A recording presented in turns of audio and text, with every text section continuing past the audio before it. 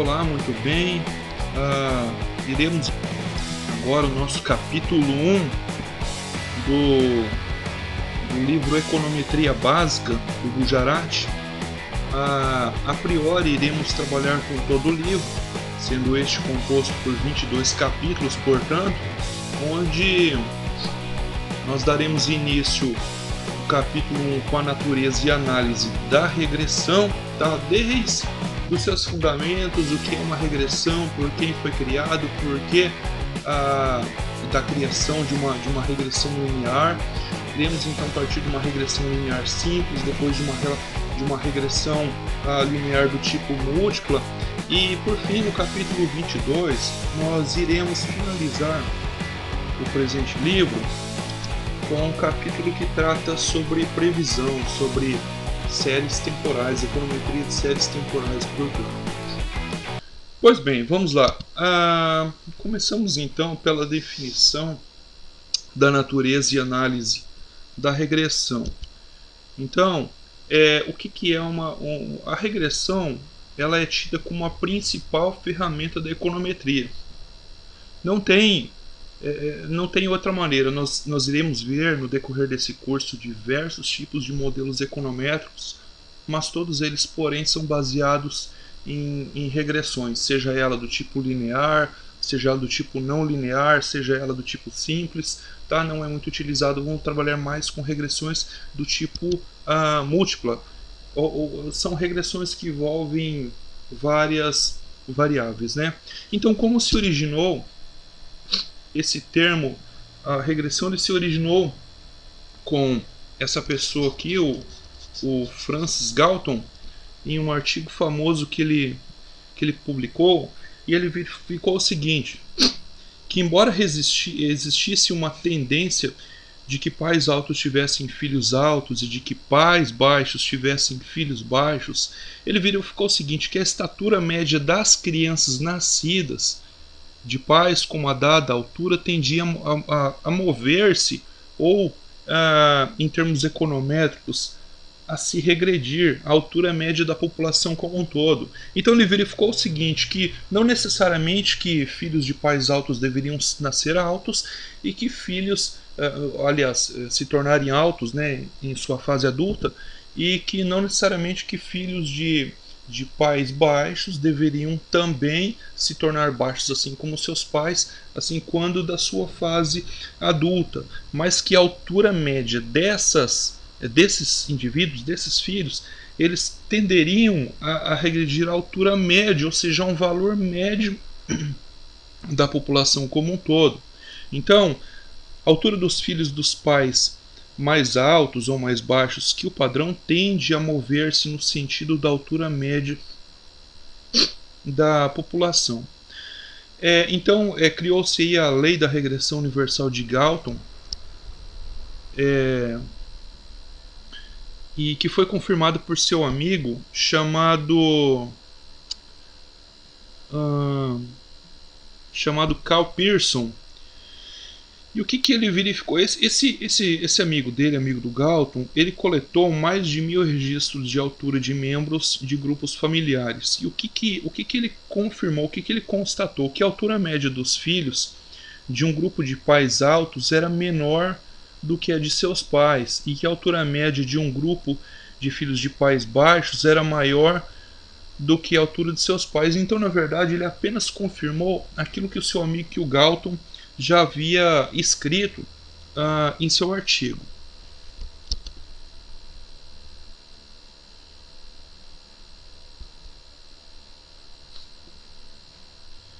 E aí o Galton ele definiu da seguinte maneira que isso era uma regressão à mediocridade. Bom, então o livro é este livro aqui. Nós estamos trabalhando com a quinta edição do livro do Gujarat, tá? Mas não que não dê para trabalhar com os livros anteriores. Dá. Porém, essa é a última versão, a mais atualizada, do ano de 2011. É o que consta aqui. Bom, vamos lá então. Vimos a origem histórica do termo, agora a interpretação moderna da regressão. Então, a análise de regressão ela diz respeito ao estudo da dependência de uma variável, essa variável chamada de variável dependente, em relação a uma ou mais variáveis, chamadas assim de variáveis explanatórias ou independentes. E o que visa? Visa estimar ou prever o valor médio da população, ou seja, do todo, da primeira, em termos dos valores conhecidos ou fixados, né? Então, em amostragens repetidas da segunda. Então, assim, em poucas palavras, o que isso quer dizer é que é possível que a gente estime parâmetros e faça uma análise e uma previsão de valores de uma variável com respeito ao comportamento de outras variáveis. Por exemplo, na introdução deste livro, em um vídeo editado anteriormente, nós vimos que o consumo da população americana ele estava em função da renda daquela população. Aquela renda ela era dada pelo produto interno bruto, pelo PIB daquela população dos Estados Unidos. E a gente viu o seguinte naquele modelo, que à medida que a renda da população aumentava, crescia, também crescia o consumo daquela população. Então o que a gente conseguiu perceber? Que a renda influenciava de forma positiva no consumo. Então, nesse caso, o nosso consumo ele é variável dependente. Por que dependente? Porque depende de uma outra variável, que é a renda. O comportamento da renda, a oscilação da renda influencia de forma significativa aí no consumo da população. Então, vejamos aí alguns exemplos. Os exemplos são necessários porque eles facilitam muito o nosso entendimento. Então vamos voltar aqui à lei de Galton. E aí nós temos uma figura, a figura 1.1. 1.1 porque diz respeito ao capítulo 1 e a primeira figura. Então nós vemos que essa lei de Galton ela pode ser interpretada ou verificada por meio de um gráfico linear. Esse gráfico, como nós podemos ver, ele é um gráfico do tipo crescente, né? E essa linha aqui é a nossa linha média de regressão, tá? Aqui está em espanhol porque eu tirei de um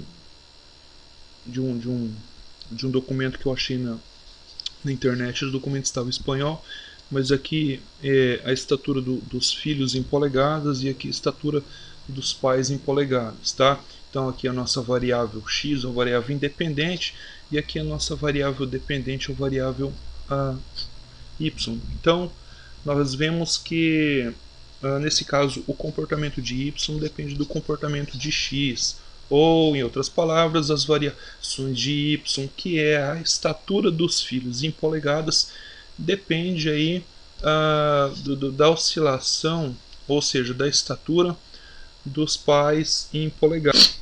Mas qual era a preocupação de Galton? Ele estava interessado em descobrir por que havia estabilidade na distribuição das alturas de uma população, como a gente pode verificar nesse gráfico. Mas, contrariamente, na visão moderna, a nossa preocupação, a preocupação do econometrista, ela não é essa, ou seja, a de estar preocupado em descobrir por que razão ocorre uma estabilidade na distribuição das alturas de alturas em uma população, altura média, enfim.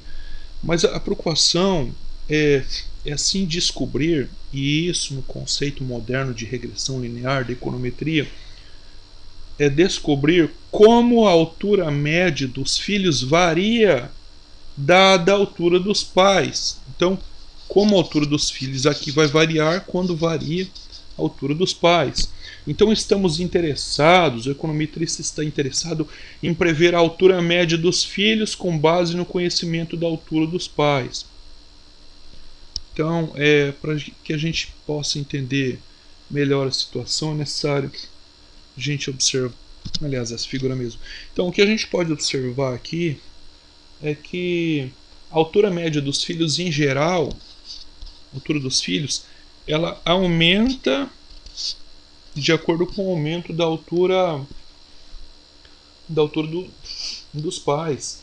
E o que são essas cruzes aqui, esses X aqui, ah, assinaladas com um círculo aqui na nossa linha média de regressão?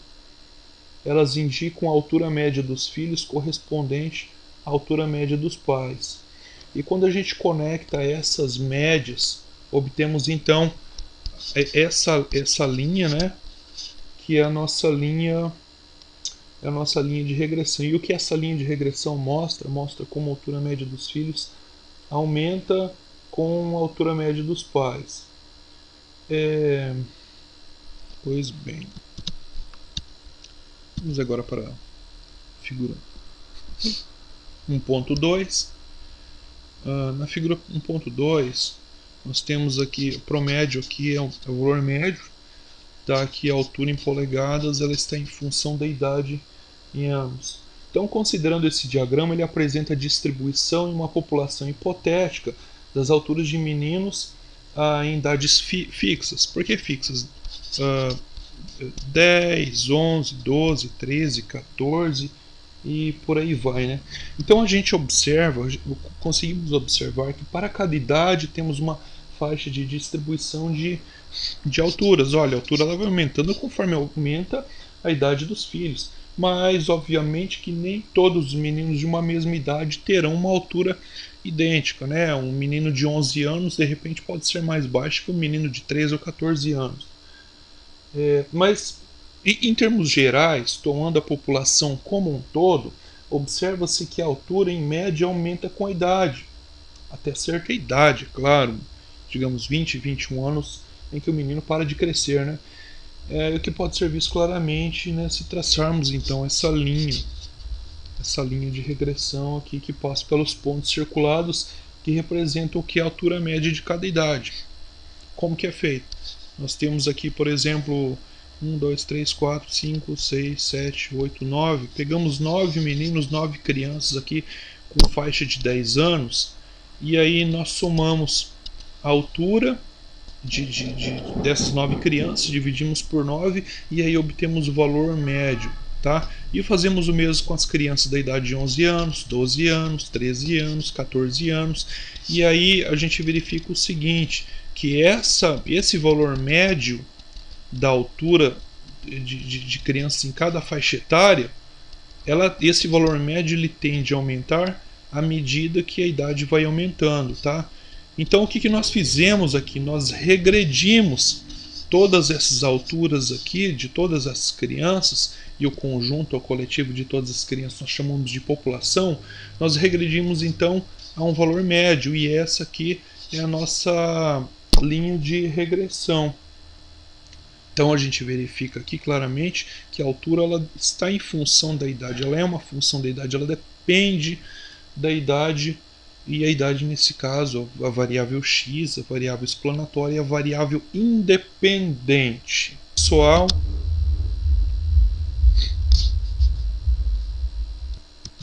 disponível após o pagamento dos impostos. Essa análise é útil para estimar a propensão marginal a consumir. Tá? Esse termo ele foi definido aí, denominado por John Maynard Keynes, né? PMC. Isto é, a variação média das despesas de consumo para uma variação de dólar na renda pessoal. Isso depois de descontados os impostos, né? Então, como o consumo varia à medida que a renda vai variando, conforme o exemplo que foi dado lá na introdução. Um outro caso seria, por exemplo, um monopolista com a possibilidade de fixar o preço ou a produção pode querer descobrir a resposta da demanda por um produto perante variações no preço. Então ele vai verificar o seguinte, ele vai fazer uma simulação lá de como seria a demanda pelo seu produto à medida que ele variasse o preço da sua mercadoria ofertada, do seu produto ofertado, ou então como que seria a resposta, qual seria a resposta dos compradores ou dos demandantes à medida que ele variasse a sua produção, digamos assim, que ele colocasse menos produto no mercado, então as pessoas talvez estariam dispostas a pagar mais, dado a escassez dessa mercadoria, e aí ele teria condições de subir o preço. Enfim, são exemplos aí da microeconomia, da macroeconomia, dos quais o econometrista ele tem a possibilidade de trabalhar em cima desses problemas, no sentido de encontrar uma solução para cada um deles. Então, no caso do monopolista, isso permitiria ao econometrista estimar a elasticidade de preço, ou seja, a resposta dos preços. E essa resposta dos preços seria a demanda, ou seja, se ele aumentasse muito o seu preço, obviamente que cairia a demanda pelo seu produto. Bom, então isso contribuiria ao econometrista para determinar o preço mais lucrativo para o monopolista. No caso, por exemplo, de um econometrista do trabalho, este pode querer estudar a relação entre variação de salários nominais e a taxa de desemprego. Tá aí um caso aí muito estudado aí pela famosa curva de Phillips, né, aplicada aí aos estudos macroeconômicos. Vamos ver aqui. Próxima figura, figura 1.3, onde nós temos um diagrama da curva de Phillips, que ela trata da relação do trade-off entre taxa de desemprego, aqui no nosso eixo horizontal, e a taxa de aqui, câmbio, a variação da variação dos salários monetários. E esse diagrama, então, ele permitiria ao economista prever a variação média dos salários monetários para uma dada taxa de desemprego, né? Tal conhecimento poderia contribuir para esclarecer o processo inflacionário de uma economia, visto que o aumento dos salários nominais tende a refletir-se em um aumento de preço. Mas por que esses estudos são importantes, essa relação é importante? Vejamos a figura, agora sim, figura 1.4. O que nós temos nessa figura 1.4 aqui? Nós temos aqui embaixo, aqui no eixo X, nós temos a taxa de inflação, e aqui a moeda ou dinheiro dividido pela renda. Então isso significa o quê? Que quando, segundo o que a teoria monetária afirma, sendo tudo mais constante, quanto mais alta for a taxa de inflação, tá? Para cá está aumentando. Quanto mais alta for essa taxa de inflação, menor será a proporção da renda que as pessoas desejarão manter sob a forma monetária. Então, as pessoas, à medida que a inflação aumenta, as pessoas elas vão preferir gastar esse dinheiro. À medida que a inflação for aumentando, isso, um caso desse tipo foi verificado logo aí no início, final dos anos 80, início da década de 90, quando o Brasil enfrentava uma inflação descontrolada, em que ocorria a precificação dos produtos diariamente. Então, à medida que as pessoas recebiam seus pagamentos, seu rendimento, que elas recebiam dinheiro, iam imediatamente ao mercado em busca de consumo, em busca de gastar esse dinheiro, fazer pechinchas, enfim, porque a taxa de depreciação do dinheiro era muito alta, devido que a inflação era muito alta. A econometria ela também pode ser utilizada dentro de uma empresa, mesmo por um administrador, um gerente. Por exemplo, o diretor de marketing de uma empresa pode querer saber como a demanda dos produtos de sua empresa se relaciona com as despesas com publicidade. Então, esse assunto seria interessante, seria de grande utilidade. Para quê? Para determinar a elasticidade de demanda em relação às despesas com publicidade. Isso seria dizer o quanto a demanda por seus produtos dessa empresa ela vai aumentar à medida que ocorre um aumento de gastos com publicidade na empresa. Tá?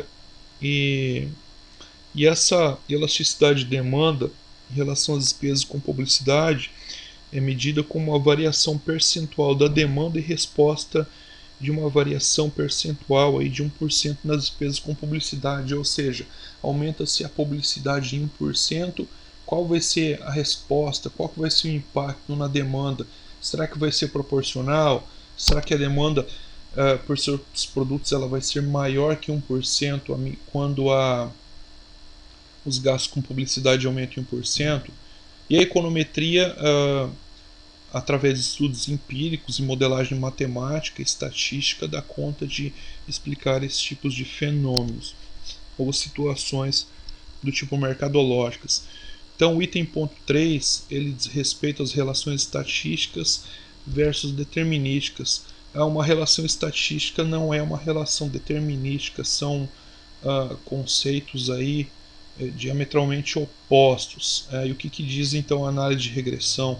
Essa análise se preocupa com o que é conhecido como dependência estatística e não funcional, determinística entre as variáveis. Por quê? Porque a econometria ela estuda o comportamento social. Então, estamos preocupados aqui com ocorrências do tipo estatísticas que oscilam bastante e não determinísticas, que são do tipo estáticas, como se verifica aí com os fenômenos da natureza. Então, as relações estatísticas elas lidam com variáveis aleatórias, tá? Tanto na estatística como na econometria, principalmente, essa palavra aleatória ela pode ser escrita como estocástica. É a mesma coisa, porque tem distribuições probabilísticas conhecidas, distribuições que podemos estimar, né?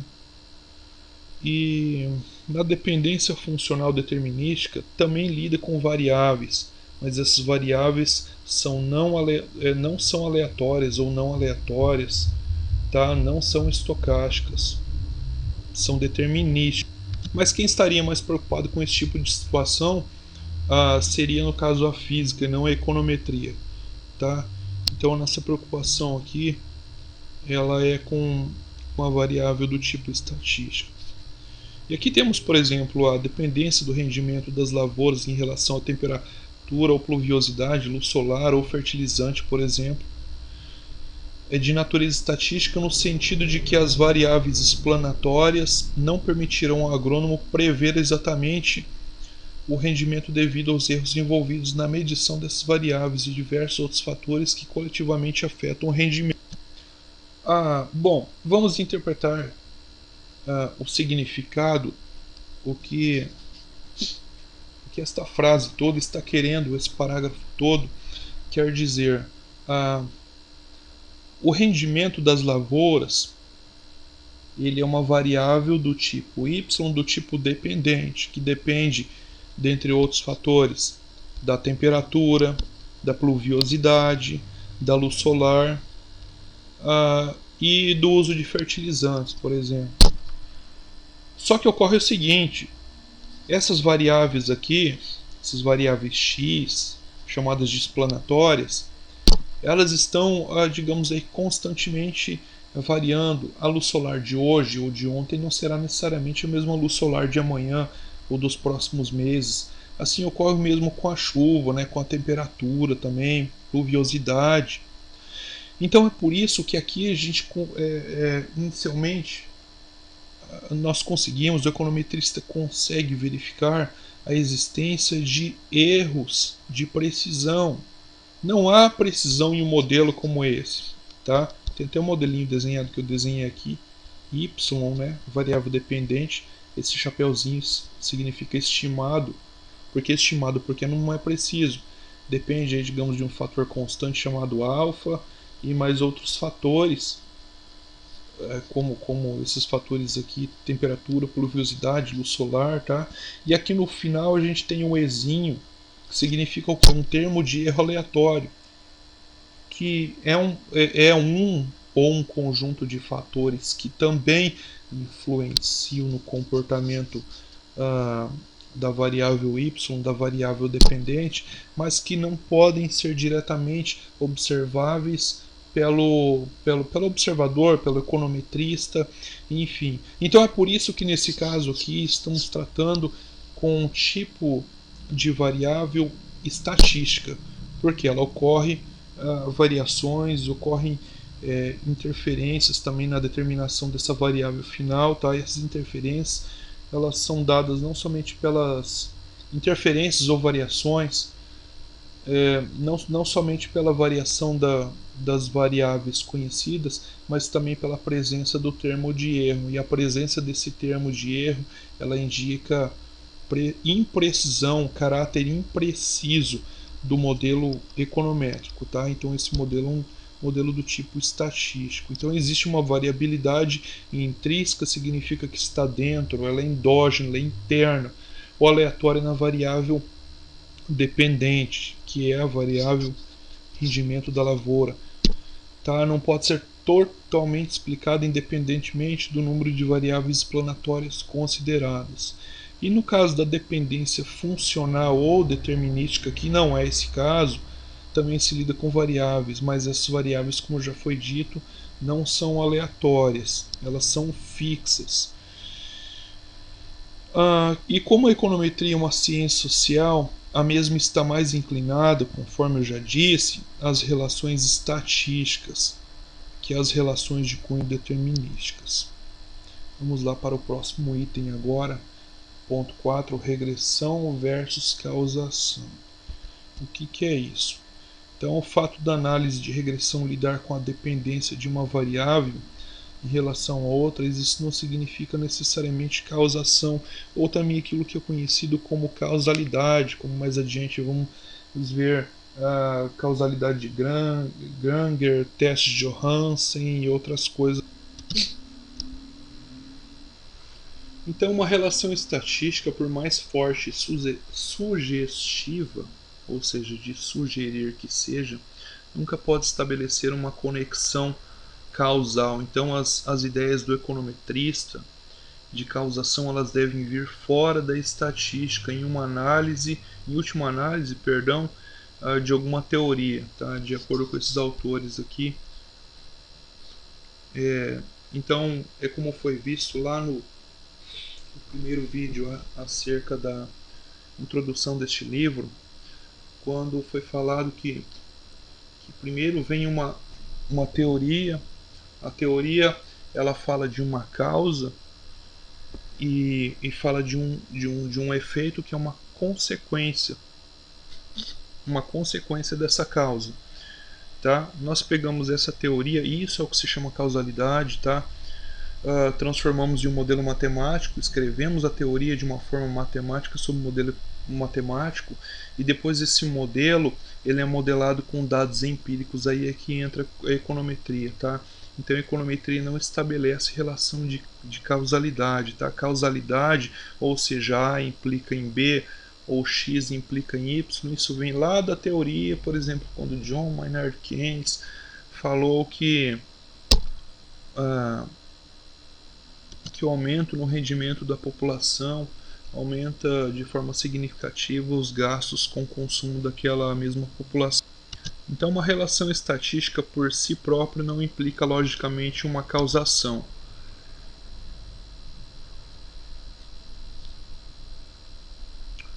Vamos ver agora o que é correlação. Correlação é o que trata a econometria, diferente de causação. A correlação tem como principal objetivo medir a força ou grau de associação linear entre duas variáveis. Então linear por quê? Porque anda junto, né? Y está andando juntamente com x, conforme a gente acabou de verificar naquele exemplo anterior da altura das crianças em função da idade, ou mesmo em função da altura dos seus pais. Então a gente conseguiu verificar com aqueles exemplos que há uma correlação entre x e y, que à medida que aumenta a altura dos pais, a estatura dos pais, aumenta a estatura das crianças, e à medida que os anos vão passando, a estatura média das crianças também vai aumentando. Isso é aquilo que a gente chama de correlação, que é o grau de associação linear entre duas variáveis. Linear significa juntamente uma cresce, outra cresce, uma decresce, outra decresce, enfim. Isso para o caso de uma relação diretamente proporcional, uma relação positiva, né? E então, quando a gente fala em força, a gente está falando impacto exercido, né?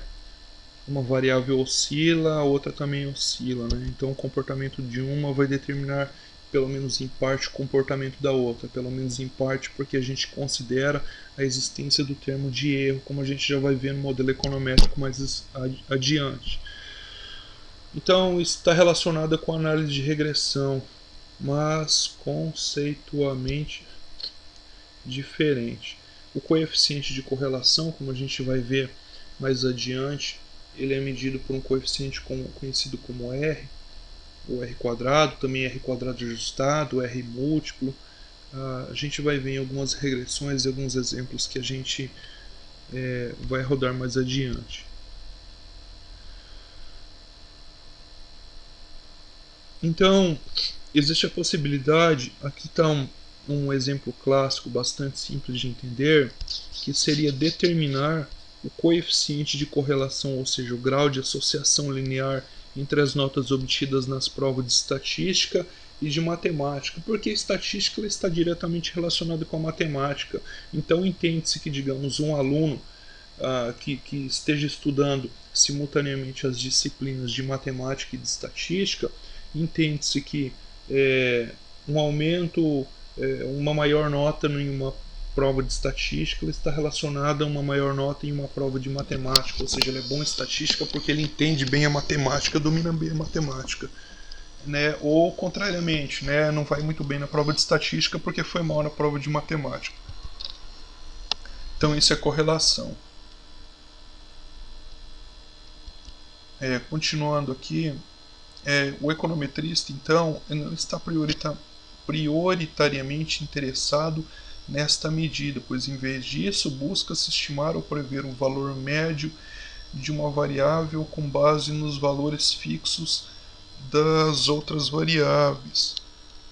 Então aqui a gente pega como parâmetro aquele exemplo da altura das crianças, com base na idade. Naquele gráfico a gente viu que, por exemplo, nós tínhamos aí uma amostra de 9 crianças com idade de 9 anos e a partir do somatório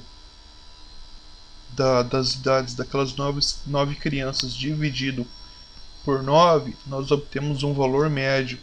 Então, exatamente nessa medida que o econometrista ele está preocupado em prever o valor médio, prever ou estimar o valor médio de uma variável com base nos valores fixos de todas aquelas outras variáveis, as nossas variáveis eram a altura das crianças em função de cada ano, em função da sua idade, né? Então, não era, por exemplo, ele não estava preocupado, interessado em prever ou estimar a altura para cada criança em si, mas sim para o conjunto médio daquelas crianças em cada idade. Então aqui nesse segundo parágrafo a gente consegue ver de uma forma mais detalhada, mais nítida, mais clara, as diferenças entre regressão e correlação, tá? Primeiro que na correlação existe uma simetria. Então a simetria ela implica igualdade. Já na regressão existe uma assimetria, tá? A assimetria ela decorre em função das diferenças também daquele termo de erro que a gente vai ver que existe no nosso modelo econométrico, né? Dos nossos fatores aleatórios, tá? Já na análise da correlação nós tratamos, por exemplo, a relação entre duas variáveis, né? Por exemplo, as notas de de estatística em função das notas de matemática, né? Ou ali estatística está alto, matemática também está alto, né? Ou estatística, a nota de estatística do aluno está muito baixa porque o aluno não tem o domínio sobre matemática, consequentemente a nota dele de matemática também está baixa. Então, isso é correlação, é associar essas duas variáveis, tá? Mas em um exemplo, em um problema sobre regressão linear, também é possível estimar ali a correlação entre y e as variáveis x, como veremos mais adiante. Então, o nosso próximo item seria acerca da terminologia e notação também. Então, aqui está em espanhol, mas eu vou ler em português, tá? Então aqui nós temos sinônimos, são todas as formas que nós podemos chamar as variáveis. Tanto a variável dependente, que é a variável y, como a variável independente, tá? Então a variável dependente, a variável y, tá? No caso da variável, no caso da variável x, ela é a variável explicativa. Então por quê? Porque y depende de x. Então x está explicando y. Por isso que x é chamado de variável explicativa. Portanto, se y depende, y é a variável explicada. Ele não explica, ele está sendo explicado por uma outra variável. E essa outra variável não depende dessa, porque essa outra variável, que é a variável x, está explicando a variável y. Por isso que ela é chamada de variável independente. Então, essa variável explicada também é chamada de variável prevista. E se ela foi prevista, teve uma outra variável que implicou na previsão dessa variável aqui. Então, ao mesmo tempo que y é chamado de variável prevista, x é chamado de variável previsora ou previsora, ou preditora, enfim. Y então é a variável que está sendo regressada, e x é a variável regressora, é a variável que causa y, que influencia y. Então y, como ela é explicada, como ela é prevista, ela é uma variável do tipo resposta, tá? Ela é uma consequência, enquanto que x, por ser a causa de y, ela está estimulando y, então ela é variável do tipo estímulo, tá? Então é como y está sendo a variável resposta, ela é uma variável interna, por isso que ela é uma variável que está por dentro, que ela é chamada do tipo endógena. Ao mesmo tempo, se y é uma variável endógena e é uma função ou uma consequência de x, então x é uma variável exógena, ou seja, externa, tá? Por que externa? Porque não sofre influência de y. E y, contrariamente, que sofre influência de x, tá? Então, nesse caso, y acaba sendo o resultado, a variável resultado. E resultado ou também saída. Opa, voltamos aqui. Enquanto que x é a variável entrada. Sendo y a variável resultado, a variável saída, ela é uma variável que pode ser controlada. Como? Através do comportamento de x. Então, se podemos controlar o comportamento de y através de mudanças ou variações em x, então x é a nossa variável do tipo controle.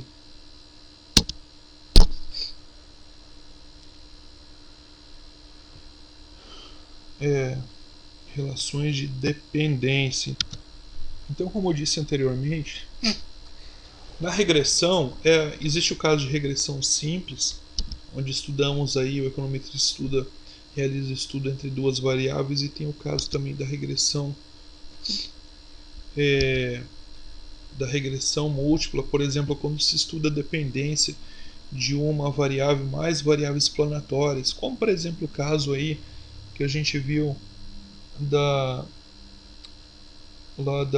rendimento da lavoura, que depende da da chuva, da temperatura, da luz do sol, fertilizantes, aí sim nós temos um caso típico de regressão múltipla, porque é uma variável y, que é o rendimento da lavoura, que depende de várias variáveis, que são as variáveis de controle, as variáveis x. Então y denotará a variável dependente e os x, x1, x2 e tantos x que tem, x.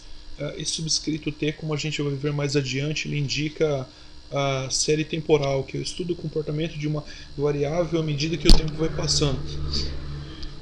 Então esses x representarão as variáveis explanatórias, tá? Sendo x, k, ks uma variável explanatórias, e os subscritos i ou t, i denota dado de corte e t então série temporal. Bom, n ou t maiúsculo indica o número total de observações. Quando ele é minúsculo indica o número total de observações de uma amostra. Mas qual que é a diferença entre população, observações e amostra? A gente pegou, por exemplo, lá no exemplo, logo no início, o exemplo da altura das crianças em função fatoridade. Quando a gente tinha, por exemplo, a idade de 11 anos, nós tínhamos, se não me falha a memória, nós tínhamos 9 crianças. Quando nós tínhamos a idade de 10 anos, tinha lá mais umas 8 ou 9 crianças. 11 anos também, 8, 9 ou 10 crianças, e por aí vai. Então, por exemplo, em cada faixa etária, nós tínhamos aí um número fixo de crianças. Por exemplo, 11 anos, 9 crianças. Aquilo ali é uma amostrinha do todo. Se pegamos aí um conjunto de idade que varia entre 11 a 18 anos, todas as crianças que compõem toda aquela faixa etária compreendida entre a idade de 11 e 18 anos, aí nós temos a população, e a população deve ser representada por N. Quando pegamos, por exemplo, apenas uma amostra, a amostra que representa o todo, então nós indicamos por N minúsculo. Por exemplo, se fôssemos pegar essas crianças aí de uma escola, ficaria difícil pegar todas as crianças que estudam em uma escola. Então pegaríamos então apenas algumas crianças para fazer esse estudo. E esse número dessas algumas crianças então representam a nossa amostra.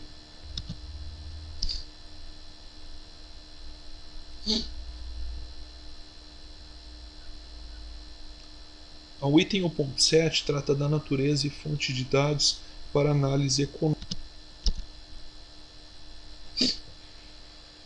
Olha, o sucesso de qualquer análise econométrica depende, em última instância, da disponibilidade de dados adequados, tá? Não é qualquer tipo de dado que a gente vai trabalhar, eles têm que ser adequados ao modelo que iremos trabalhar, ou um modelo que esteja em conformidade com os dados. Então, portanto, é necessário que o econometrista dedique algum tempo examinando a natureza, as fontes e limitações dos dados que podem aparecer na análise empírica, né? Então é disso que depende o sucesso de qualquer análise econométrica, né? Da disponibilidade de dados adequados. Então, quanto aos tipos de dados, nós temos primeiramente o caso das séries temporais. O exemplo que foi tratado na tabela I1 da introdução deste livro aqui, das despesas gastas com consumo em função do rendimento ou do PIB para a população dos Estados Unidos, aquilo é um exemplo de série temporal. Por quê? Porque ali as variáveis elas estão em função do tempo, tá? Que vai desde o ano de 1960, nós temos as informações desde 1960 até o ano de 2005, ano a ano. Por isso que é uma série temporal, porque é uma série que se deslancha através do tempo. E essa série temporal ela pode ser do tipo diariamente, semanal, quinzenal, mensal, trimestralmente, anualmente ou decenalmente, no caso do censo demográfico, tá? O censo não temos aí todos os anos, né? Então, nesse caso, a gente usa censo a cada 10 anos.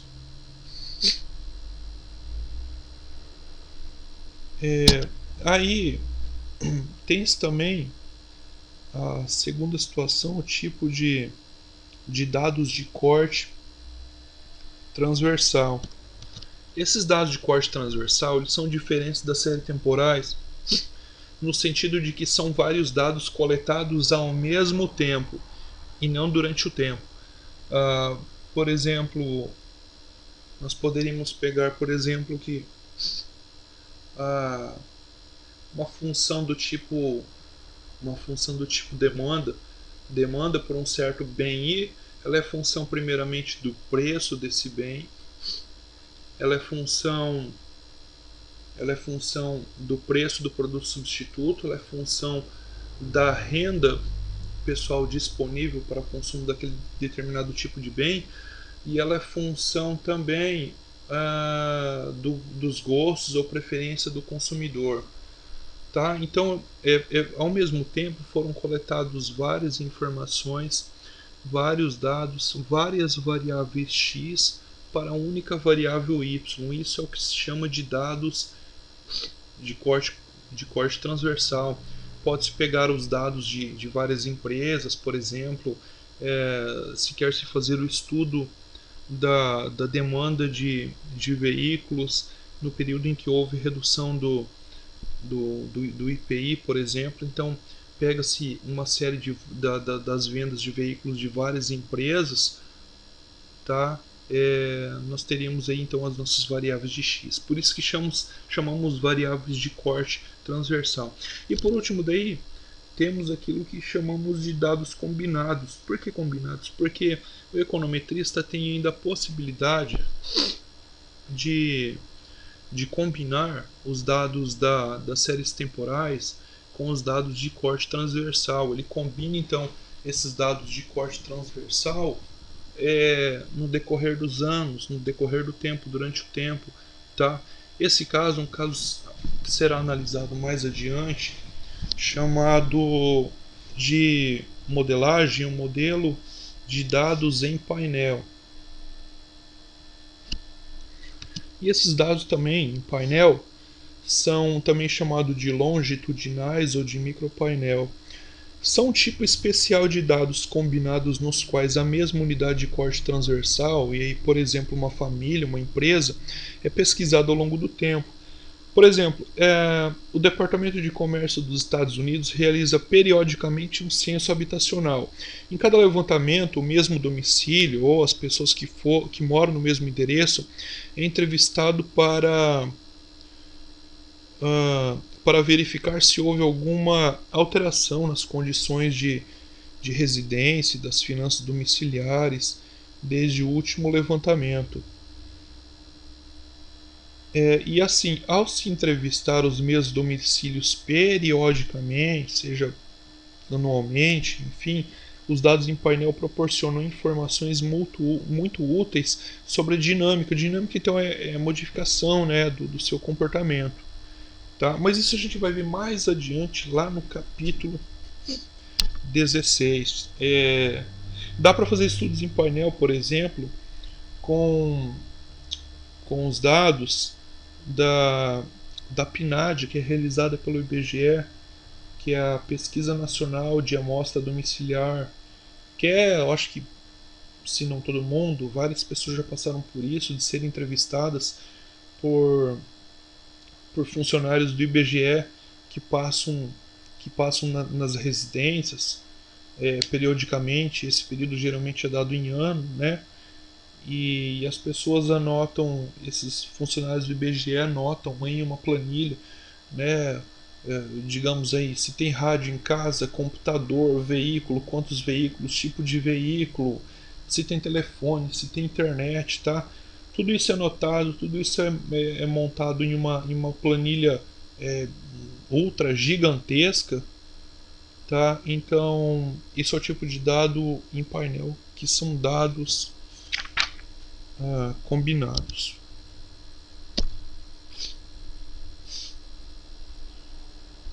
As séries temporais, então, só resumindo rapidamente o que já foi falado, um conjunto de observações dos valores que uma variável assume em diferentes momentos de tempo. Então, a coleta de dados se dá diariamente, se dá semanalmente, se dá quinzenalmente, se dá trimestralmente, se dá anualmente, faltou decenalmente. A continuação então com as séries temporais costumam apresentar o problema da não estacionalidade ou ser do tipo não estacionária, como a gente vai ver lá no último capítulo do livro, lá o capítulo 22, que trata sobre a previsão, utilizando-se então, portanto, as séries temporais, tá? Para que o econometrista possa estimar uma série temporal, é necessário que essa série esteja estacionada, é necessário que ela não contenha aí o chamado famoso problema da bendita da raiz unitária, tá? Para quê? Para que o econometrista tenha condição de fazer uma previsão consistente, uma previsão que realmente reflita a realidade. E a maioria dos estudos econométricos que envolvem essas séries temporais pressupõe a estacionalidade das mesmas, mas de cara a estacionalidade ela não é verificada. Então é necessário que haja um tratamento nessa série temporal para que se torne então estacionária. Mas o que é estacionariedade? Bom, em termos técnicos, uma série temporal é dita estacionária se sua média e variância não variam sistematicamente ao longo do tempo. É necessário que haja aí um certo grau de correlação entre média e variância, né? Que elas tenham um comportamento dito estável no decorrer do tempo. Então, encerramos por aqui este vídeo, que é a primeira parte do capítulo 1, que versa acerca da natureza da análise da regressão, da quinta edição do livro Econometria Básica, de Damodar Gujarati. A próxima parte, que finaliza esse capítulo, vamos trabalhar aí com exemplos aplicados. Utilizaremos o software Stata versão 12 para rodar aí alguns modelos econométricos, e a partir daí então damos sequência, né, aí com o capítulo 2, que vai tratar da análise de regressão com duas variáveis, algumas ideias básicas. Espero que tenham gostado e até a próxima.